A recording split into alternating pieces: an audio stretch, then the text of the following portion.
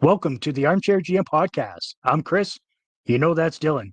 Today we're going to talk about the youth of the Calgary Flames and what path they need to take to make the organization this year. We're going to tell you about the players that we want to see take the biggest steps and why those players. So once again, let's get into it.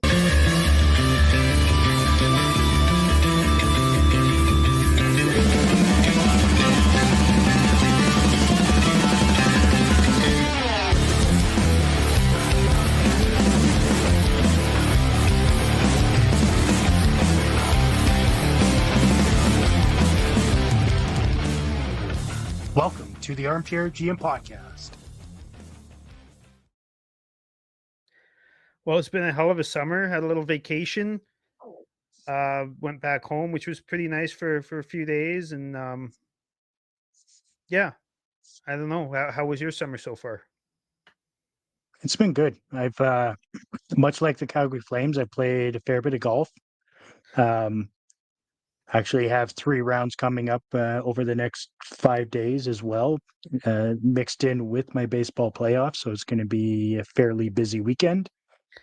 This old frame is probably not going to be liking it come Tuesday, but that's okay. We're going to power through and have fun. The things we do for the sports we love. Absolutely, it's crazy here in Revelstoke where I live. They the baseball playoffs, like our softball playoffs, which is what I guess you're talking about, your softball playoffs. Ours are in mid-July. Like I think it was on the 21st of July, which is Great. super early. It's a really, really quick season here. It just gets too hot, and when the sun goes down, it goes so quickly, and the mosquitoes come out so quick, and the diamonds are right next to the river.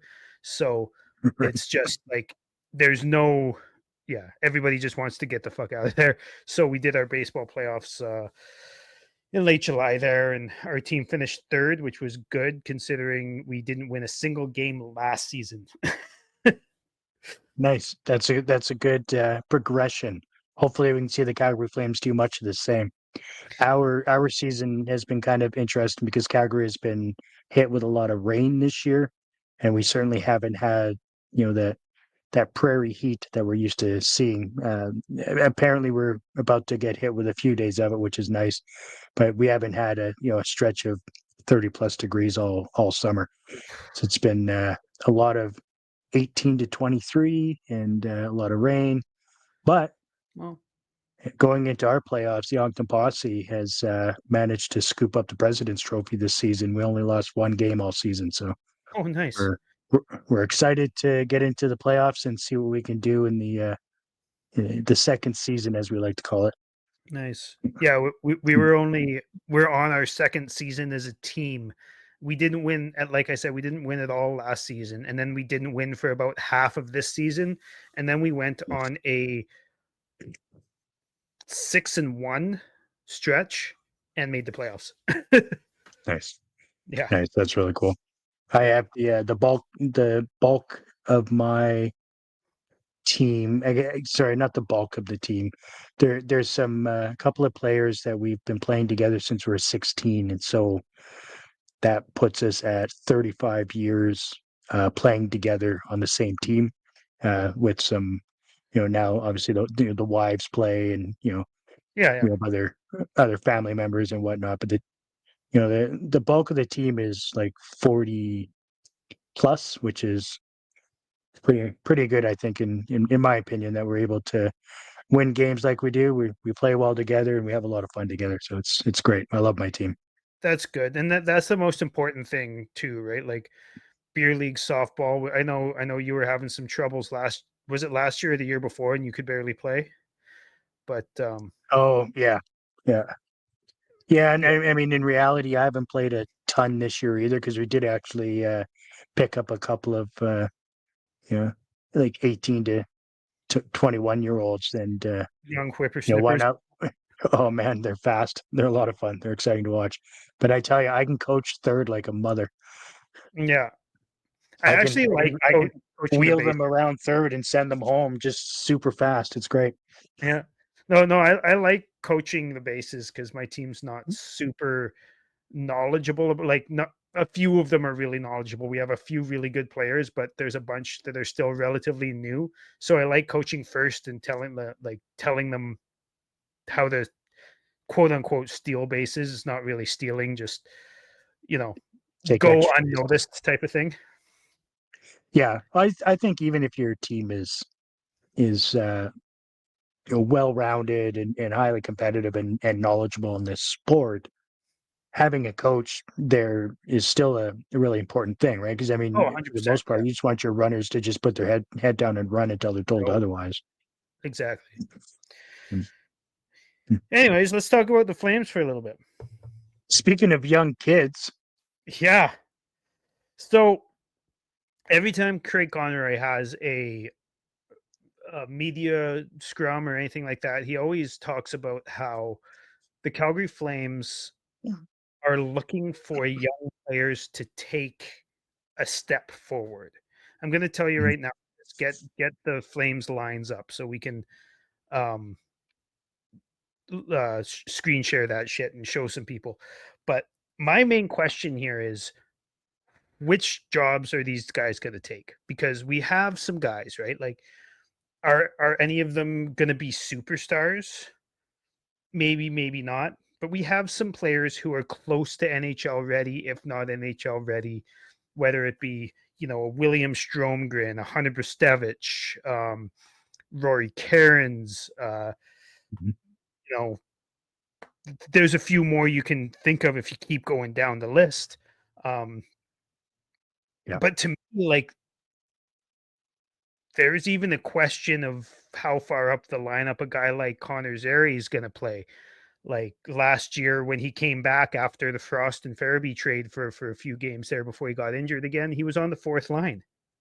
So I just I don't know where the roster spots are and who Huska will realistically scratch or who um, Conroy will realistically move in order to get some of these young guys. Maybe Sam Honzek, right? Like maybe some of these guys have an impressive camp and you know gets kept put back in the minors anyways, even though they played better than some of the established veterans, right? Yeah. Yeah, absolutely. When you look at our roster coming into the season, we really haven't done much of anything, right? We still have a fairly aging core of veterans, guys like, obviously Huberdeau, Kadri, Coleman, Backlund, Anderson. Like there's a lot of players, some with question marks, some with not with question marks, but where are these kids going to slot in? Like I don't see how it's really all that possible, right? I mean, we have a couple of defensemen that are eating up, you know, minutes, like Miramonov, what's his status, right? Where we're going with him, what's going on with Jake Bean, Rasmus Anderson. I think I'm assuming a lot of the fan base was of the same thinking that I was, that he was going to be gone at this point. And so, does that leave a spot for Perek to even make the team at this stage? Like there's question marks coming in. I don't know. I want to see the youth movement come in and see what we can do for, a season or two and see where we can excel and decide what pieces we need to pick up in 2 years to be a decent and serious contender. Yeah. So let's start with forwards here. So our 12 forwards who Daily Faceoff has, I don't think this is how it's going to end up. Just from a actual lineup, uh, with who plays with who kind of a situation. But this is what the roster is going to look like, in my opinion, as long as there's no trades or anything. So you have Mhm. Jonathan Huberdeau, Nazem Kadri, Connor Zary, Blake Coleman, Michael Backlund, Matt Coronado, Yegor Sharangovich, Morgan Frost, Joel Farabee, Ryan Longberg, Martin Pospisil, and Adam Klapka. And then as extras, you have Justin Kirkland, Sam Morton, and Dryden Hunt. Now, Yep. obviously, probably two of those guys will start in the minors, but Well, that's and that's the you don't problem, right? want any of your young players up as a scratch, anyways, right? So that doesn't Yep. really matter. But like, it's good that Klapka's probably got a spot, but I don't see Huska scratching Lomberg. I don't see him scratching Farabee. Maybe Pospisil gets a scratch here and there. Lomberg probably should. Like, we all love Lombo, but is he really an 82 game player? I'm not sold on that. But I don't really see where, even though Conroy keeps saying, these young players, whether it be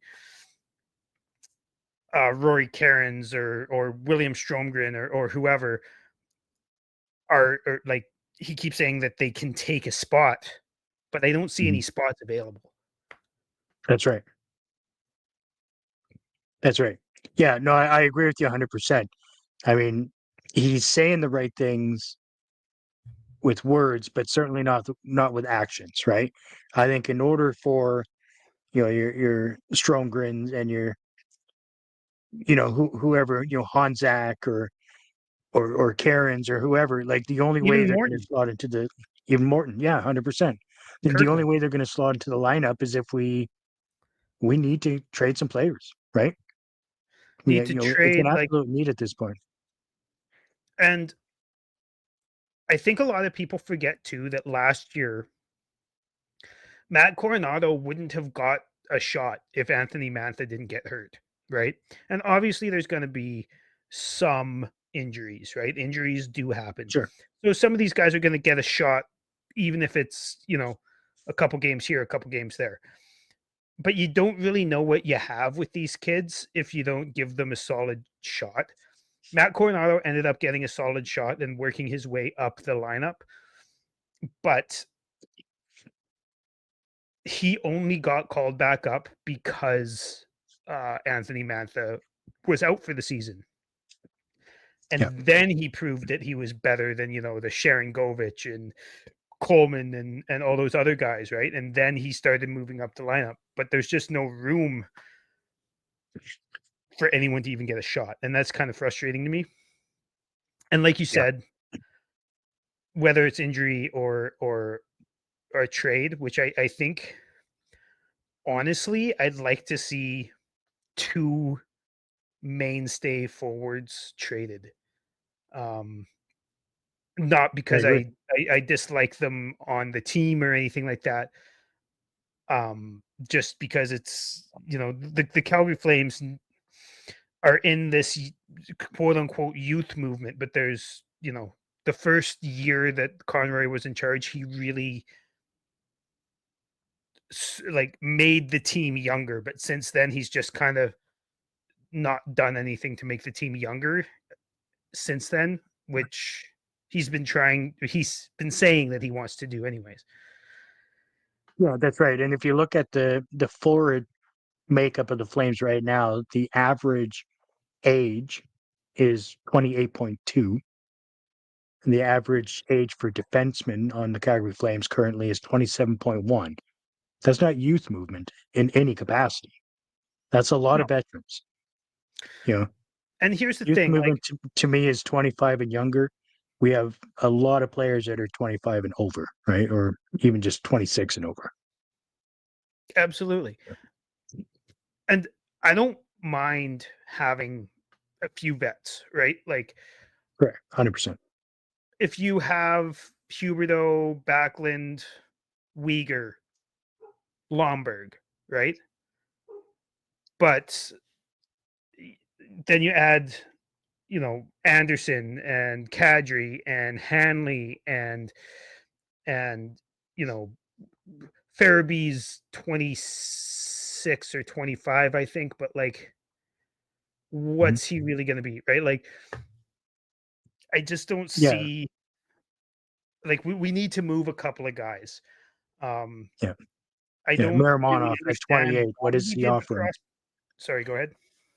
Say Miramonov at 28. Like, what's he offering this lineup at the moment, other Well, I than mean, just stepping in the way of somebody coming in from the A to steal himself a spot. So it's I mean, Miramonov's not even in the lineup for on daily faceoff, right? Let's go to defensemen, right? You got Kevin Ball, Rasmus Anderson.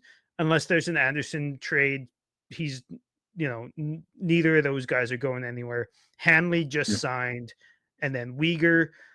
All those guys I believe are 26 and over because I think Kevin Ball just turned 25.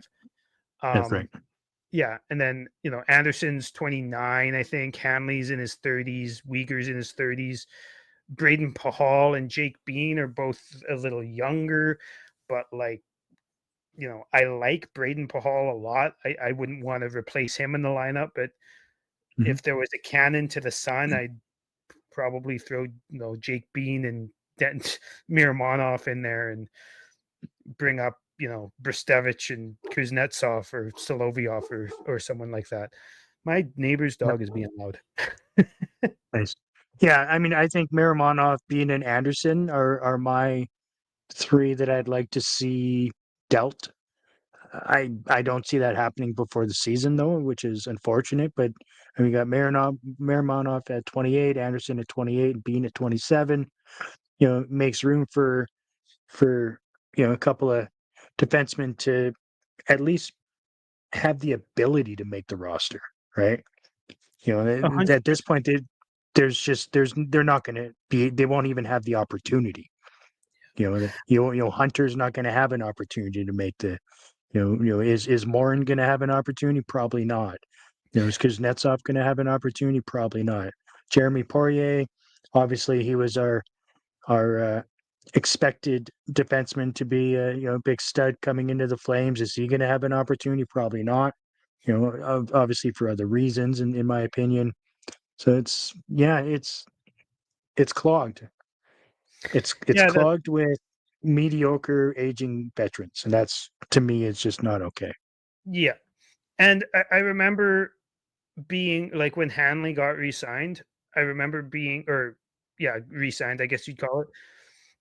I remember being like, he's not a bad partner for Uyghur. He's a him and Uyghur played really well together for the whole time they played together. Like they barely had a bad game at all. Mhm. And so I wasn't really upset about it, but then you look at all this, like being a Miramonov, if either of those guys got waived, I wouldn't blink an eye. Neither of them are Not even passing a little bit. through waivers, though. Or sorry, both of them are passing through waivers. Nobody's claiming either of them, in my opinion. Right. Um, Yeah. Now, I do think that Zane Perek, because I remember you saying at the beginning of the episode there that you weren't sure if Perek was going to get an opportunity, and I think that Perek is going to play, if he's healthy, 65 to 70 games this year with the Flames because he can't play in the AHL. At least Hunter Bristevich, Yan Kuznetsov, Ilya Solovyov, Grushnikov, all those guys, they can play in the AHL. And quite Mhm. frankly, I think that probably a full year of first pair AHL minutes is going to do Hunter Bristevich so well. But Yeah. I don't think I can't see Jake Bean and Daniel Mirmanov. I can't see either of them not being waived if there's no space for Saint Perek because you Yeah. can't send him back down to the OHL. He is far too good. Like dude's breaking Bobby Orr records, dude's breaking OHL records, dude's multiple seasons of 100 points in the OHL. He's just too good for that league. Yeah. And yeah, I think he's probably going to make the team probably on the fourth line to start or sorry, the third pair to start. And second power play type of thing. So not a whole bunch of minutes, but I feel like throughout the year, probably within the first few weeks, he's going to get to power play one. And within the first, um, half of the year, he's going to move up a pair type of thing. Because Yeah, he's way more talented than any forward we have on this roster. Never mind yeah. defenseman. No, 100%. I mean, obviously, like you said, if Bean and Miramonov get waived, great. Um, for me, if we can get those guys out of the picture, my pairings would go. I would actually have Perek playing with Uyghur because they seem to have a personal connection as far as the way things looked at the end of the season last year. Yeah. And I'm, I think give him the freaking minutes. Let's see what this kid can do. Um, I would say obviously you're going to have to play Ball and Anderson together because of the chemistry they had last year, which leaves Braden Pahal and Joel Hanley as your third pairing, and I'm totally okay with that as well. And even if you swap out Hanley and Perek on occasion, so is that Perek's kind of getting too many minutes, and you see some mental or whatever kind of mistakes from him, then you switch him out with Hanley as far as the minutes go, and Hanley can play with Uyghur. Perek can play with Bahal, who is also a stay-at-home guy, which is somebody you're probably going to want to put with a Zane Perek because he's going to want to be flashy and be an offensive dynamo like he can be, right? So you're going to want to have somebody paired with him that can pick up the slack when he makes a defensive blunder or is hanging out in behind the other team's net for far too long. Yeah. Which, I mean, given the game that he played last year, he didn't seem to show much of that. He showed a lot of other things, a lot of just unbelievable talent and skill, which is great. So if he can keep going on that projection, then freaking A, bud. I want to point out that one goal he did score in the one Mhm. game he played. Yeah. He wasn't hanging out behind the net, but he was in a place where a defenseman usually isn't, right? Yeah. But if you watch that whole play and how it developed and how he read what was going on, like he didn't just go there without thinking. He went there Yeah. after reading and seeing what was happening and seeing that nobody was there for quite some time. And then he went in and made sure that Backlund was back because he knew Backlund's a defensive guy who can get back on Mhm. defense and make a smart play if he needs to. And then he went up and tipped a puck. I believe Backlund shot it from the point, and he was it Backlund that shot it from the point? I think so. I'll be honest with you, I don't remember. That makes sense though. Yeah, and then he tipped it but he read it well, right? He read how the play was going, and my main worry with Perek has been he's going to hang out behind the opponent's net too often, and I'm sure there's Mhm. going to be instances of that, but and I know it's Yeah. only one game, but that one game really really impressed me with his defensive ability. Like he got knocked down a couple times pretty hard, but he Mhm. actually made a few really nice defensive reads and some nice plays and bodied a couple guys off of pucks, even though he's not the most heavy guy. And anyways, I'm really impressed with Yeah. that kid. Um, Yeah. No, he didn't look outclassed or outmanned. Like he stayed with his guy. He had a couple of really nice sticks, which was very TJ Brody esque. Um, but he just he had a really solid game on both ends of the ice. It was really nice to see. Obviously, I hope he can continue to do that for a good stretch of games. I'm hoping so. I don't think Huska is going to like. Would I like to see Perek just thrown in with Uyghur or Ball right away? Yes. I would like to see Mhm. him given, 18 to 20 minutes, 18 to 22 minutes a game and on power play one right from the get go. But from a realistic standpoint, Huska's going to pair him with Pahal or Huska's going to pair him with Hanley or somebody on the bottom pair for the first stretch of games until he proves Huska, because Huska's that type of coach, right?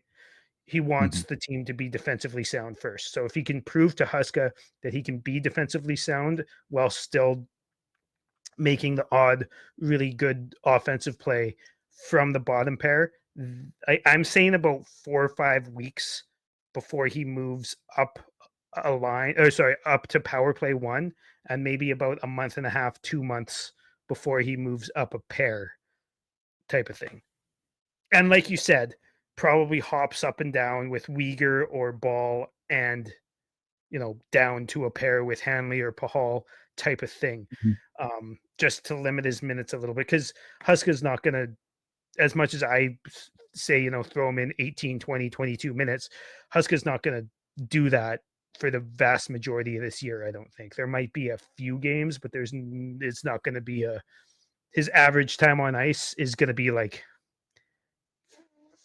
15 or 16 minutes type of thing.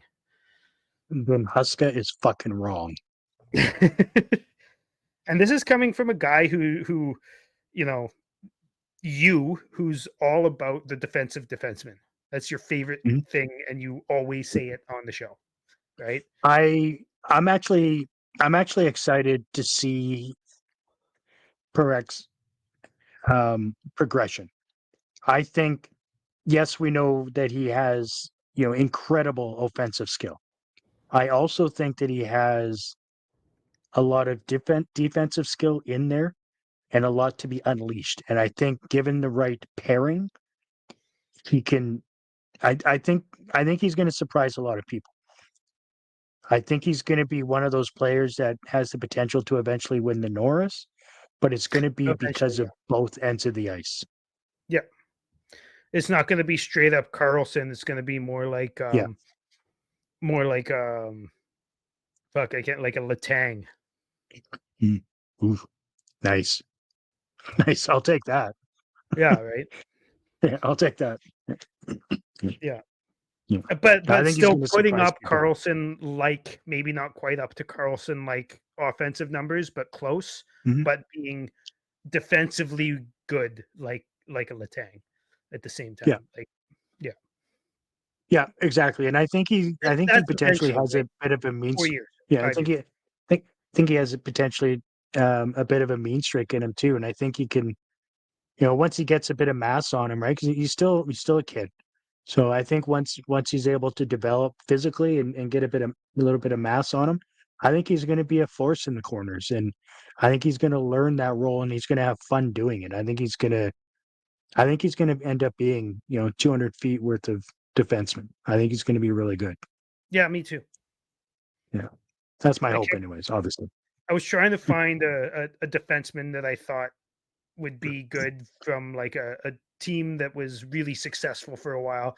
And I kept wanting to say Duncan Keith, but he's too defensive and not offensive Mhm. enough. Um, Yeah. so I kind of went with Latang there, but yeah, I think a lot of people see him more as Carlson, where he's going to be all offense and give everybody headaches every day with his giveaways and his inability to get back. But Right. that one game he played, anyways, really gave me some confidence that he might not be like that. Yeah. Oh, Well, maybe that's why they brought in Seabrook to maybe. teach him the Duncan ways and to, Seabrook was a little more offensive and, maybe it's a way to teach him the dynamic and the way to envision both ends of the ice. Maybe, who knows? Mhm. Yeah. How about we go with Mark Giordano? Sure.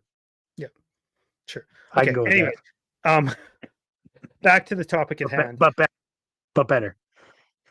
Yeah. Um, well, Norris caliber, right? Was Yeah. Yeah. top three in voting a few times and won one. Anyways, back to the topic at hand. Um, I do think there's going to be room on the roster for defensemen a little bit, because I don't. When you look at the forwards, I don't think Huskas or Conroy are about to wave, you know, any of those forwards. They're not about to waive Lomberg or Mhm. Pospisil even, or Klapka, right? Like all of those guys are waiver eligible. But Bean and Miromanov are waiver eligible. And this is my hot take for the episode.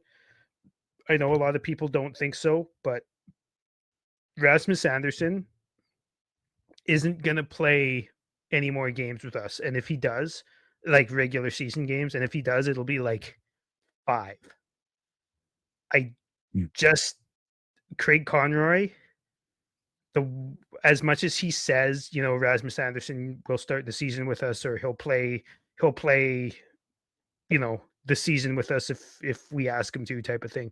Sure, he will. Obviously, he will. But Yeah.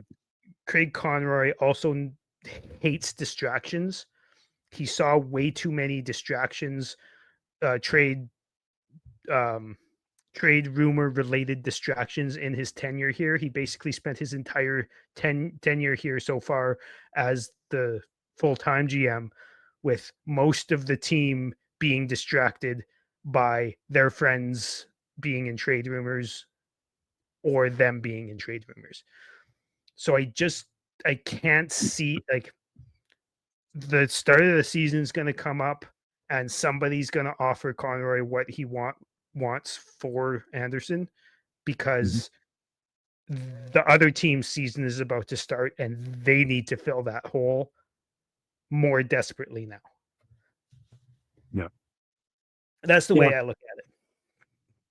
I hope you're right. I hope you're right. I've been fairly discouraged by how quiet Craig's been in regards to trading players away this summer.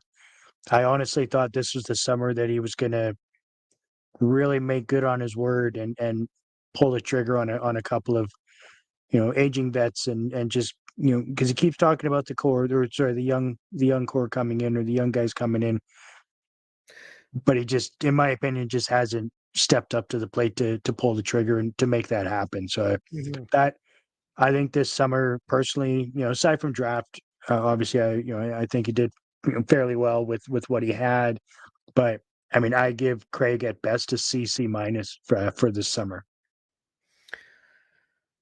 Me too. Like post draft, I Mhm. think I think he did pretty good in the draft again this year. I Yeah. feel like that's just going to be his strength, his biggest strength, anyways, is the draft. But I kind of feel like it's going to be a Yzerman in Tampa situation where he gets fired before all of his draft picks turn into something good, but then they all turn Yeah. into something good. You know what I mean? Yeah, no, for sure. I think, and the reason for that will be that he's not pulling the trigger and allowing these kids to come up and show what they can do, right? Yeah. All of a sudden, Part when of he's it. out of here, and we've got some 24 to 26-year-old AHL players finally making the roster, you know, then sure. Yeah. And then, all of a sudden we got aging, soon to be aging veterans coming out of the AHL. So it's not cool either. Yeah. But I think that'll ultimately be his demise, right?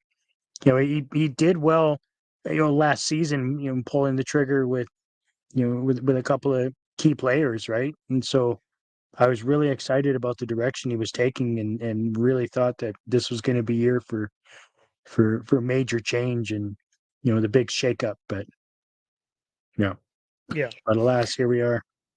Unfortunately, like, and here's the thing, like you've been doing this show with me for a few years now. You are fully aware of Rasmus Anderson and Blake Coleman and how I think of those players. I'm Yep. a huge fan of both of those players, but neither of them should be on the team right now. I love Yep. Blake Coleman and Mhm. I love Rasmus Anderson. Both of them play a relatively gritty game. They're both, Anderson had a pretty tough year, but both of them are generally pretty good at the role that they're supposed to play.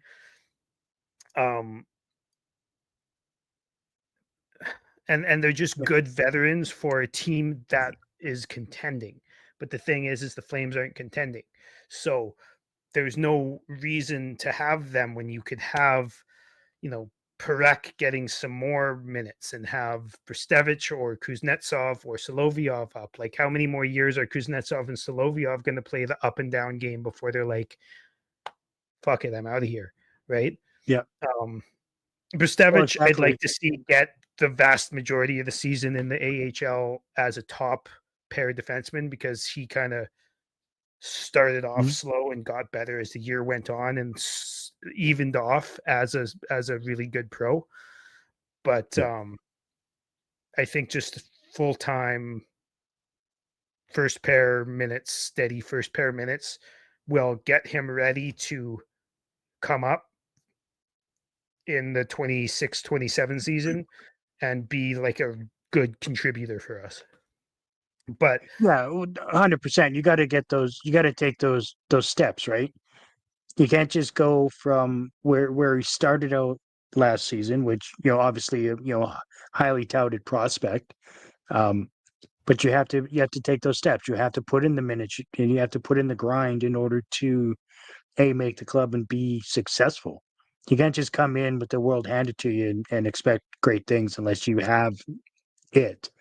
Not saying he doesn't, but I think he's the type of player he's going to grind it in, and I think he's going to be a very, very good player for many years. But I agree with you. He does have to he has to take the right steps in order to get there. And like you said, and as we are on the defensive end of things right now, even if he does come up, he's playing every third night, and that's going to stifle his development, and we don't need that either. No, absolutely. I'd be slightly more okay with that if it was Kuznetsov or Solovyov, because I think their ceilings are lower. But still, I'd rather them be playing, PK1 and pair 1, pair 2 in the AHL every night, right? Yeah. And Jeremy Poirier, I know you mentioned Poirier. I'm just going to put this out there. That dude's a throw into a package for something. Yeah. He's not 100%. He's been passed.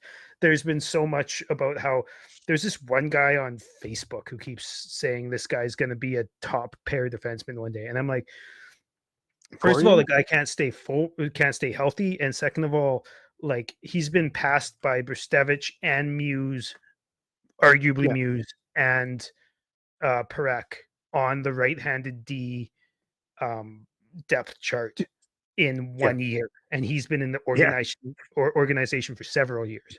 So I just don't see where he fits. He doesn't fit anywhere. He's going to be a throw-in to a deal to get us something different, in my opinion. Exactly. He's going to be the guy that gets us the second instead of the third, basically in a trade. Yeah, exactly. I mean, he's 23 years old, and he's absolutely being passed over by a couple of different. An 18, a 19, and a 21-year-old. Yeah, I believe. Yeah. So, anyways, let's talk about our next thing here, which is originally, and I told you we were only going to do one player, but I think we should do two. But which players, I guess, you want to see take the biggest step in the organization, not just on the main roster, but in the organization, and why? It doesn't have to be for team success or like for this year's team success or for the player's development or anything specific, just what your reasoning is and which player. Go with your first one. My first guy is, and I'm saying this only because he was on my radar at 16 when we did draft him. I want to see some major development and improvement from Sam Honzek. He was on your radar in 16? Oh, you mean at 16th overall? Yeah. Oh, I thought you meant 16 years old. I was like, he wasn't even on. No. He wasn't even on my radar for No, the draft. when I was doing that live show and it came um up until with the Flames were ready to pick there when they were kind of in the bullpen and making their decision. The guys that I was on the show with asked me who I wanted at that pick, and I did say Hanzek, and then Really? like yeah, and then within a minute, they went up and announced Hanzek. So I was really pumped. I was really excited. But I Was tell you that a what, it's size thing been for you, or what's that? was that a size thing for you back then? Because he was like 6'1" or something at 17, wasn't Yeah, I think that's probably what a lot of it was because I know 2 years ago when I was looking at the draft and I was just getting so frustrated with you know with with size like Coronado. Obviously, he's coming into his own now, and I love it. But we had just a plethora of sub 6 foot human beings on the Flames, and it just to me we just lost that toughness and that grit, and I really wanted us to get size. Obviously, with the size, you need to have a ton of skill as well. I understand you need both, but I just was at a point where I was just tired of being pushed around, and he seemed like the kind of guy that could turn into a serious power forward because some of the plays that I had watched leading up to the draft. He really carried the puck to the net hard. He wasn't afraid in the corners.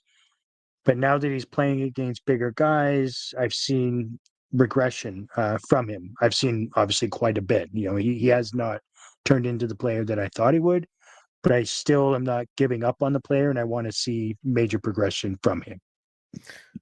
That's fair. And I agree. Like, he would be probably in my top 5 of this of this conversation. He's not my top 2, but Mhm. he'd probably be in my top 5. And probably he'd be in my top 5 for the same reason why my top 1 is the top 1, and I'll tell you after, but um Mhm. what's the big reasoning for wanting Hanzek specifically to take that big step out of every Um, other player?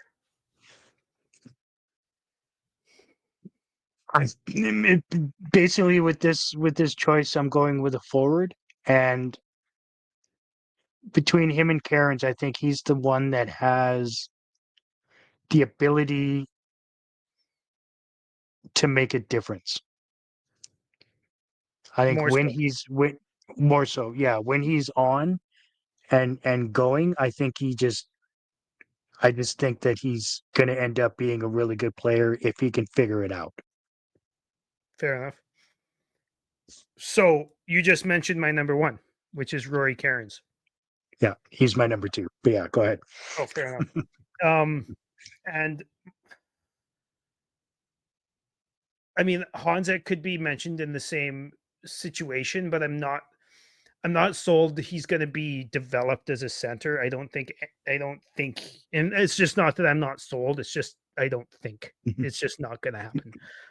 Yeah. I had this conversation in the Discord, in Kent Wilson's Discord the other day, with a bunch of people.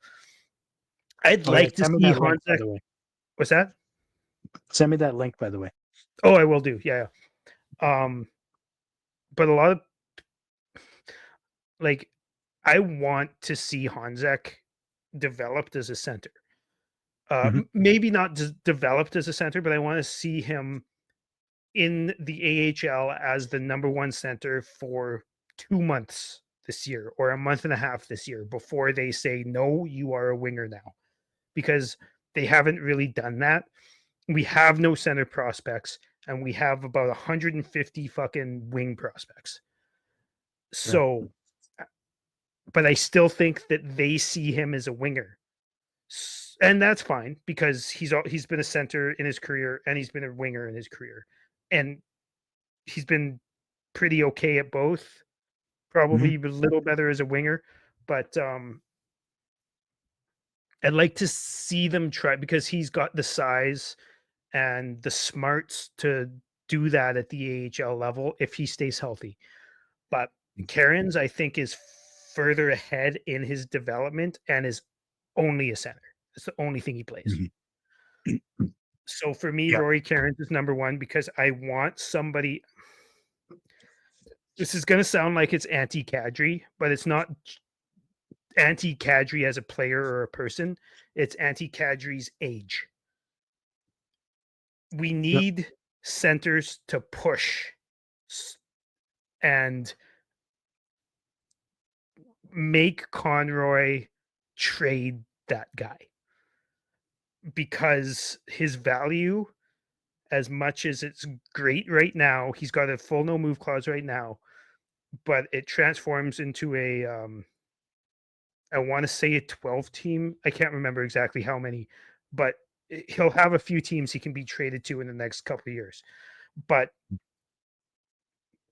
right now, Kadri is playing the best hockey of his career, except for the 1 year in Colorado. And he's what, 36, 37, something like that. Like, he's gonna slowly decline. And I want the young centers to push up and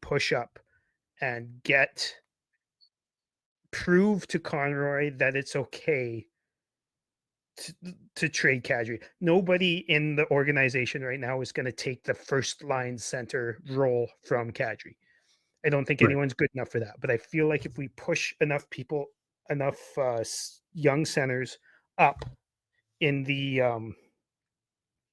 organization, in the depth chart, that eventually there'll be enough different guys who can play center on the team that you can fill, his first line 5-on-5 role with somebody, and then you can fill his first line power play role with somebody else, and then you can fill his first line PK role or his second line PK role with somebody else, and then you don't have to fill his role with just one player. You can fill his spot with several different players as long as there's enough centers coming up. Yeah. And again, everybody knows I'm not a huge Kadri fan, but his talent is undeniable. He's a good player, but he's by the time the Flames are good, he's going to be a negative value, and his contract's going to be a negative value. So there's no Yeah, point, exactly. right? Like, we have to find a way to get Conroy to move him out, and I think Karen's pushing him up, or Karen's pushing up in the depth chart might push Frost down or up, might push Zary down or up, might push Backlund down or up, and then those, all those players can eventually take the other roles of Kadri.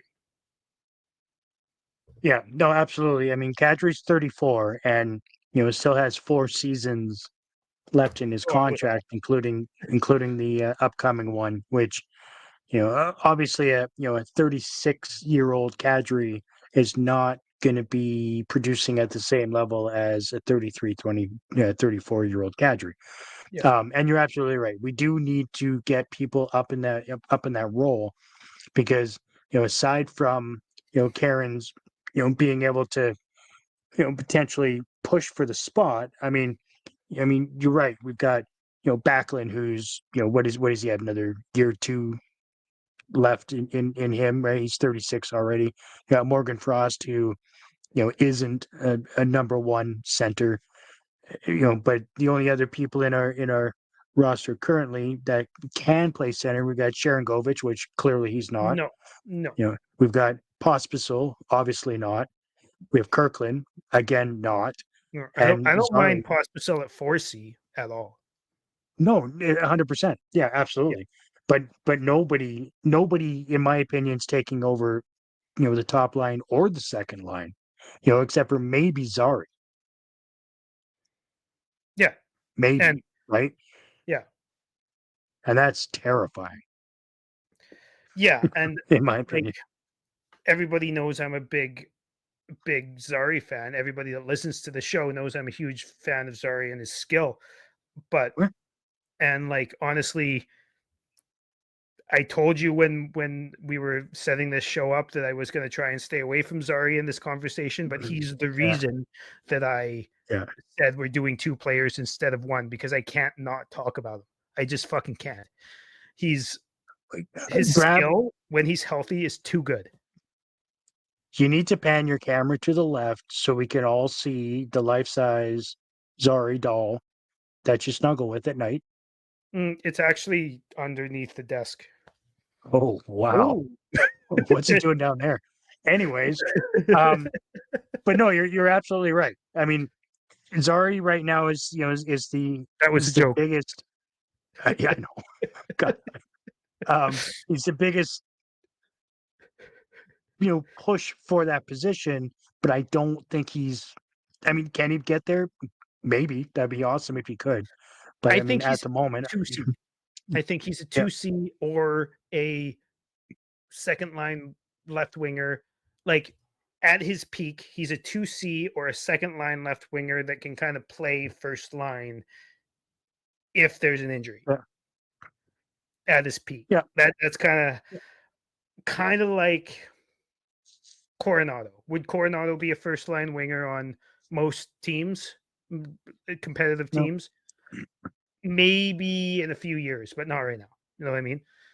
yeah. He's a solid middle six guy, without a doubt. Oh, he's a fucking great second liner. I'd love to Yeah, I've compared him his ceiling to Kessel so many times. And what was Kessel? He was a first line winger on a shitty Leafs team, and he was a right. really, really good second line winger on a Stanley Cup winning Penguins team. That's right. Yeah.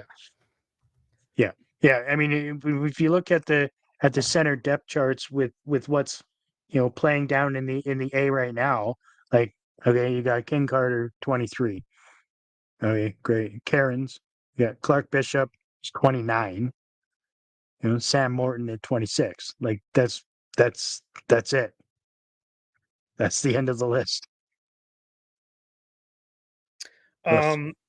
Basha can play center and he's AHL eligible, but I Mhm. feel like he's going to be a winger. We have like 1,000 fucking left wingers, Yeah. 500 right wingers, and 2 centers. And can we just agree that one of those left wingers, um, in Drayden Hunt at 29 years of age can just play AHL and not come up anymore, please? Can we I just would be agree happy that if he was a healthy scratch. If he was a guy who was for just an for extra. either team? Yeah. Yeah, yeah. Well, I mean,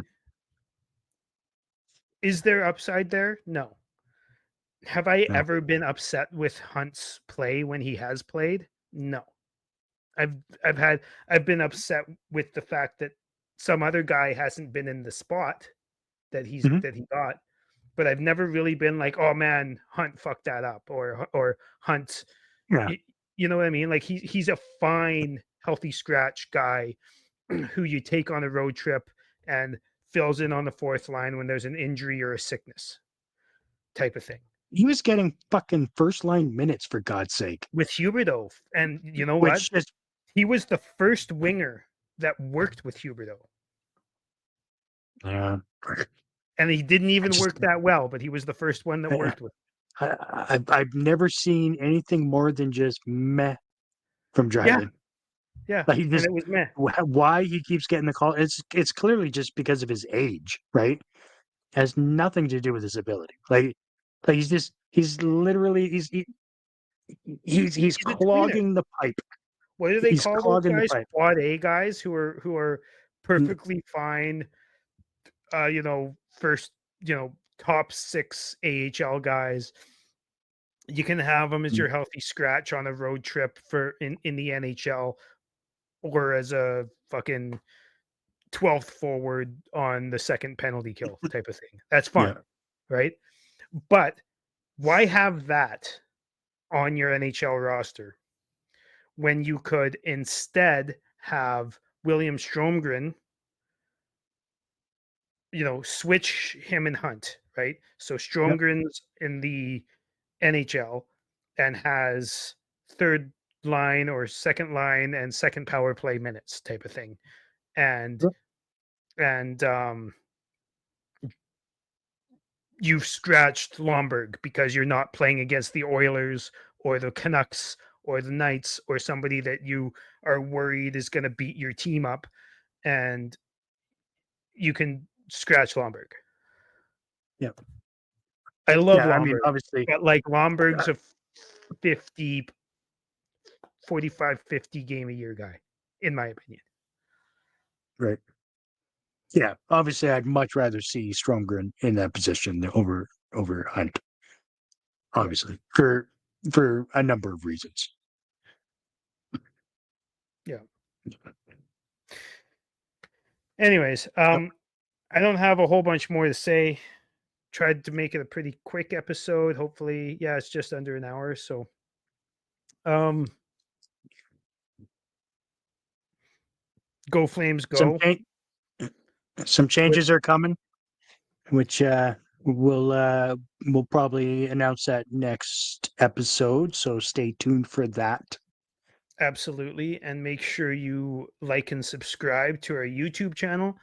Follow us on X at armchairgm_pod, where we will also be making that big announcement.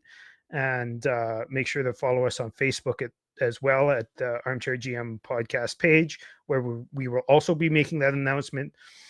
Kind of curious to see.